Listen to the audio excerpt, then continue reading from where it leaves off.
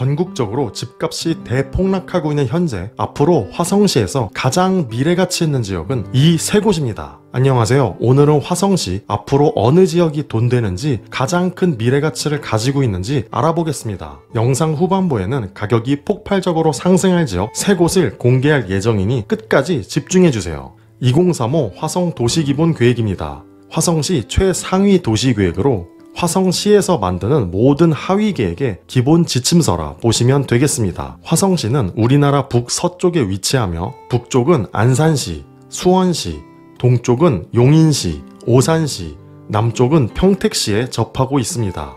화성시 인구를 알아보겠습니다. 화성시는 경기도 전체에서 수원, 용인, 고양, 성남 다음으로 5번째 인구를 가지고 있습니다. 약 10년 전부터 꾸준히 상승하여 현재 화성시 인구는 91만입니다. 전국적으로 자연적 인구가 줄고 있으나 여러 개발 계획으로 인한 사회적 인구 유입으로 인구 상승 속도가 높은 지역입니다. 그러므로 화성시 투자는 인구 상승을 가능하게 하는 개발 계획이 어디에 위치하는지 도시 계획을 통해 선점해야 합니다. 그곳이 어딘지 잠시 후에 공개하겠습니다. 화성시 중심지 체계를 확인해 보겠습니다. 이전 버전 2020 계획과 최신 버전 2035 계획을 비교해 보면 2020 계획 3도심에서 2035 계획 6도심으로 변경되었습니다. 중심지 체계에서 중요하게 봐야 할 것이 바로 상향된 지역을 찾는 것인데, 2035 계획 도심으로 승격된 지역은 송산, 봉담, 병점 지역입니다. 이들 지역에 중요한 개발 계획이 있다는 것인데 그 내용을 잠시 후에 공개하겠습니다. 도심이란 도시개발 핵심 지역이며 지역 중심은 이 도심과 연계된 개발 연장선이죠. 그러므로 우리는 이 도심 지역과 지역 중심 지역에 집중해야 합니다. 개발 축을 확인해 보겠습니다. 화성은 개발 주축, 개발 보조축으로 나눠져 있습니다.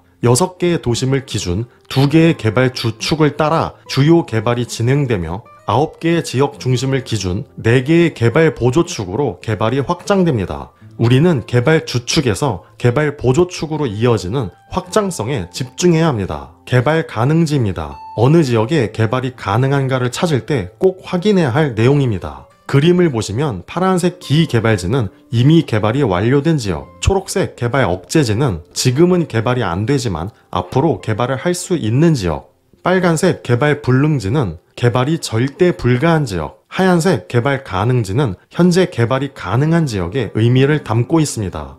그러므로 우리는 개발이 가능한 하얀색 개발 가능지에 집중해야 합니다. 개발 가능지가 왜 중요한지 중심지 체계와 비교하며 확인해 보겠습니다. 중심지 체계에서 도심과 지역 중심의 위치를 확인 후 파란색 기개발지를 보면 위치가 정확히 겹치는 것을 알 수 있죠. 앞으로 개발 확장이 가능한 개발 가능지는 송산, 병점, 향남 지역에 다수 분포합니다. 이렇듯 도시계획 분석법은 법적으로 개발 가능한 곳을 주요 지역으로 선정하여 개발을 진행합니다. 그러므로 우리는 도심과 지역 중심을 기준 주변 확장 가능성이 있는 개발 가능지에 주목해야 합니다. 생활권 계획입니다.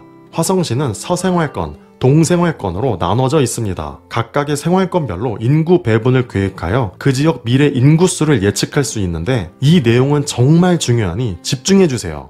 생활권별 인구 배분 계획입니다. 기준연도 2015년에서 4단계 2035년까지 인구 배분 계획을 보면 앞으로 도시개발로 인한 도시 팽창 여부를 알 수 있습니다.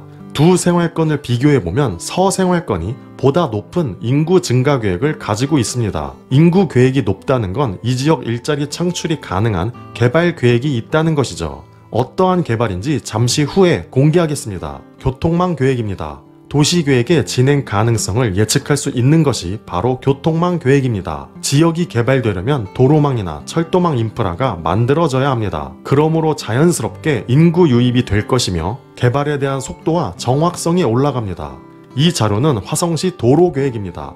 빨간색 라인이 시에서 계획 중인 신규 도로입니다. 물론 이를 통해 큰 틀의 도로계획이 어느 지역에 있는 것은 알 수 있으나 보다 정확한 도로 위치와 IC 위치는 세부적인 도시계획 분석이 추가적으로 필요합니다. 화성시 철도 계획입니다. 앞서 보여드린 도로 계획도와 같은 의미이며 새롭게 예정되어 있는 신규 노선이 어디에 위치하는지 집중해야 합니다. 우리는 이러한 계획을 통해 미래가치 있는 곳을 확실히 선점할 수 있습니다. 종합적으로 봤을 때 화성시 가장 발전 가능성이 높은 지역은 이 세 곳입니다. 바로 공개합니다. 먼저 첫 번째, 동생활권 동탄지역입니다. 동탄지역은 도심지역이며 확장성이 큰 개발축 선상에 위치하죠. 동생활권 개발계획입니다. 그림을 보시면 가운데 동탄역을 기준 발전축이 남북으로 뻗어 있습니다.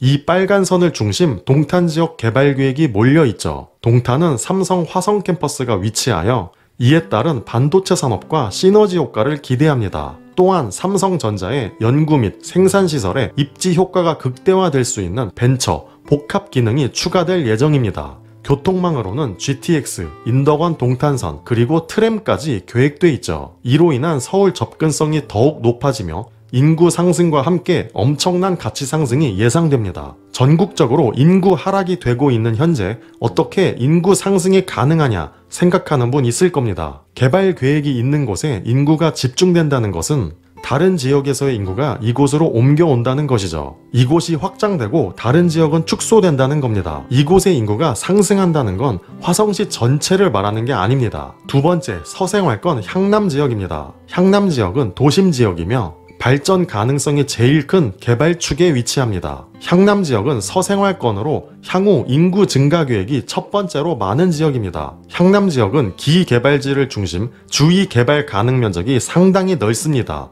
이는 개발 확장으로 인한 엄청난 미래가치가 있다는 거죠. 서생활권 미래가치의 핵심 포인트는 대규모 산업단지입니다. 지역의 인구 유입을 가능하게 하는 일자리가 넘치며 앞으로 수많은 산업단지가 조성될 예정이죠. 신분당선 향남 연장, 신안산선, 우정 향남 간 철도까지 수많은 교통망 계획이 이 지역의 개발을 보다 빠르게 만들어줄 것입니다. 세 번째, 서생활권 송산지역입니다. 송산지역은 도심지역이며 개발축에 위치합니다. 송산지역은 향남과 마찬가지로 인구 증가 계획이 첫 번째로 많은 지역이죠. 송산지역은 화성시에서 개발 가능 면적이 가장 많습니다. 확장성이 대단한 지역입니다. 송산지역의 포인트는 송산 그린시티입니다. 송산 그린시티는 수년 전 개발 계획이 발표되고 엄청난 실현이 있었죠. 계속된 개발 지연으로 가치가 상당히 떨어졌습니다. 하지만 최근 대기업이 투자 계획을 발표하며 그린시티 개발에 속도가 붙었죠. 또한 개발을 가능하게 하는 신안산선, 서해선 철도 계획까지 있습니다. 송산 지역의 미래 가치는 단연코 화성시 첫 번째입니다. 이처럼 부동산 투자라는 것은 도시 계획을 분석하여 미래 가치를 선점할 수 있습니다. 물론 분석의 깊이에 따라 그 정확도는 높아집니다. 우선은 도시 계획의 가장 기본이 되는 도시 기본 계획 분석을 시작으로 도시 계획이라는 투자 방법을 알아가셨으면 좋겠습니다. 이 채널은 전국의 도시 계획을 분석하여 미래 가치 있는 돈 되는 지역을 알려드립니다. 채널 구독하셔서 돈 되는 정보 선점하시길 바라겠습니다. 감사합니다.